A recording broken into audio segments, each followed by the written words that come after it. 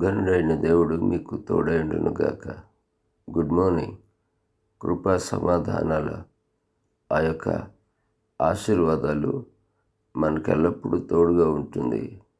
మరో ఉదయకాలం దేవుడు మనకి ఇచ్చాడు అంటే ఏదో మంచి కార్యం చేస్తాడు, మంచిదే చేస్తాడు. ఏది ఏమైనా పిల్లరా, కొంతమంది ఎందుకు ఊరికి గొప్పలు పోతూ ఉంటారు కదండి. దాని అర్థం ఏంటో, దాని విచిత్రం ఏంటో తెలియకుండానే గొప్పలు పోతూ ఉంటారు. కానీ గొప్ప చేసే దేవుడు, గొప్పతనాన్ని ఇచ్చే దేవుడు మనకున్నాడు అనే విషయాన్ని ఈరోజు దేవుడు మనకు నేర్పాలని, ఆ వాగ్దానం చేత ఆశీర్వదించాలని ఆయన ఇష్టపడుతున్న, నన్ను ప్రేరేపిస్తున్న మాట. అది ఏమిటి అంటే, యెహోషువ గ్రంథం 3వ అధ్యాయం 7వ వచనం ముగింపులో యెహోషువతో దేవుడు అంటున్న మాట, నిన్ను గొప్ప చేయ మొదలు పెడుతున్నాను, నిన్ను గొప్ప చేయ మొదలు పెడుతున్నాను. ఇది అంతం కాదు, ఆరంభం.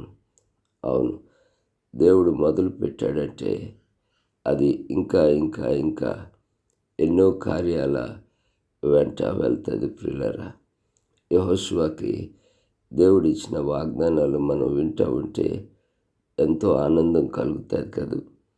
మన హృదయాలు కూడా, మన ఆత్మీయ నోరు కూడా ఊరుతూ ఉంటుంది.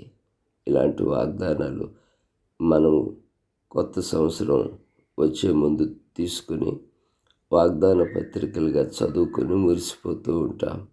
కానీ అది కాదు. కానీ దేవుడు తనంతట తానుగా నీకు వాగ్దానం ఇచ్చేదే కరెక్ట్ కదండి.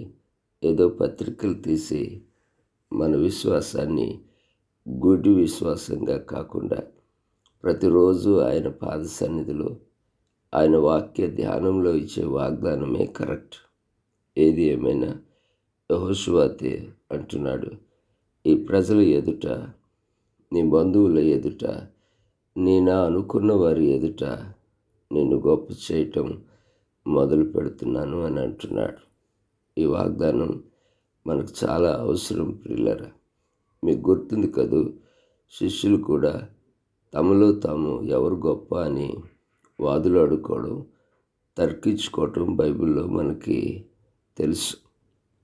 దేవుడు గొప్ప చేయాలి, కానీ మనలో మనం కొట్టుకుంటే గొప్పతనం వస్తుందా?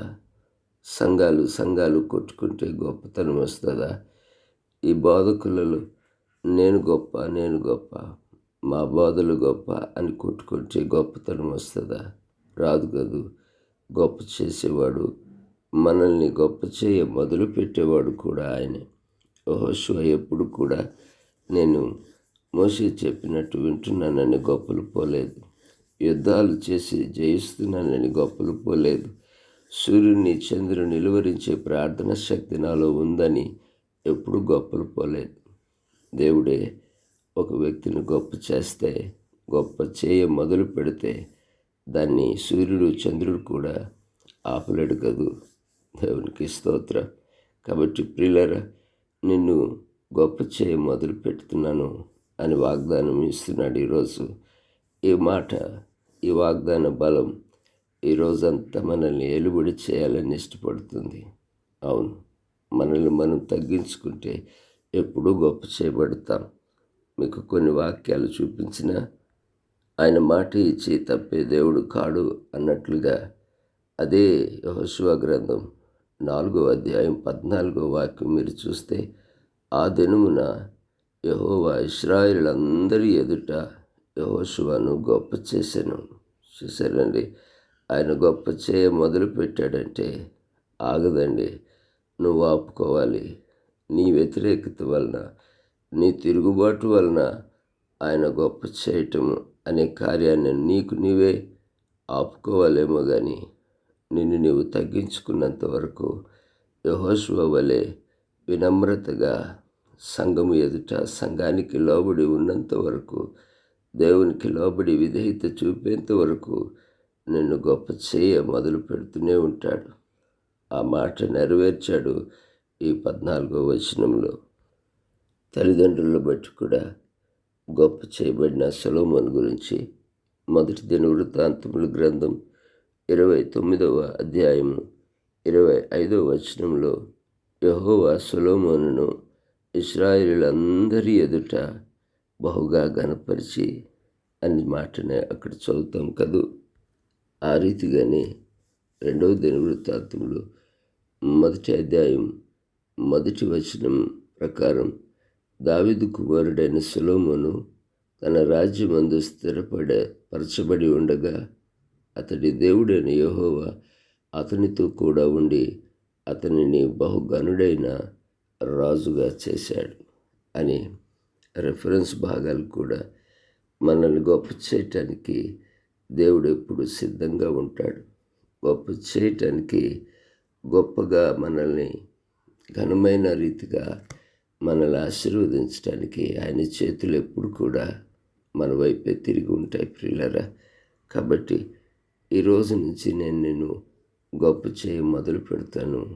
ఇశ్రాయేలీయులందరూ కూడా మోషేకు భయపడినట్లుగా, విధేయత చూపినట్లుగా నీకు కూడా ఆ రీతిగా ఆ ఘనత, ఆ యొక్క గొప్పతనం ఇస్తానంటున్న వాగ్దానం.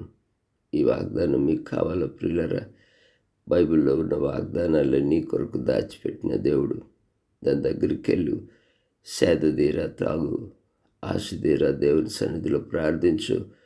యెహోవాని ఆశను తృప్తిపరుస్తాడని వాక్యం ఉంది కదా. అటు కృపతో దేవుడు నిన్ను, నీ యొక్క జీవితాన్ని దర్శించి ఏ విషయంలో ఈరోజు ఎవరినో ఆయన గొప్ప చేయ మొదలు పెడుతున్నాడు. అందులో నీవు ఉన్నావేమో, నీ కుటుంబం ఉందేమో. ఆ దేవుని మహిమపరిచి అట్టి రీతిగా ఆశీర్వదించబడదువుగాక. ఆమేన్. ప్రేమగల తండ్రి, కృపగల రాజా, నీ మాటల్లో ఉన్న మాధుర్యత అయ్యా మీకు స్తోత్ర.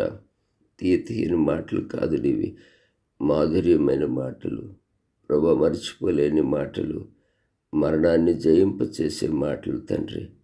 నీ బిడ్డలకు ఇది అవసరం. ఈ రోజుల్లో ఇది మరీ అవసరం తండ్రి. సమాజాలలో, సంఘాలలో, గృహాలలో, కాపురాలలో గొప్పతనం కొరకు వారి జీవితాలు నాశనం చేసుకుంటున్న ఈ యొక్క దొంగ పరిస్థితుల్లోంచి నీ బిడ్డల్ని, దొంగల బారి నుంచి నీ విశ్వాసాన్ని కాపాడుతూ మీరే గొప్ప చేయాలి, మీరే మహిమ పొందాలి. నీ బిడ్డలని ఈ రోజు నుంచి గొప్ప చేయ మొదలు పెడుతున్నావని నేను స్తుతిస్తూ, నేను మహిమపరుస్తూ యేసుక్రీస్తు నామములో ప్రార్థించి అడిగి పొందుకున్నాం తండ్రి. ఆమేన్. తండ్రి, కుమార, పరిశుద్ధాత్మ త్రియక దేవుని దీవెన సన్నిధి మనందరికీ తోడైండును గాక. ఆమేన్. God bless you. Have a blessed day.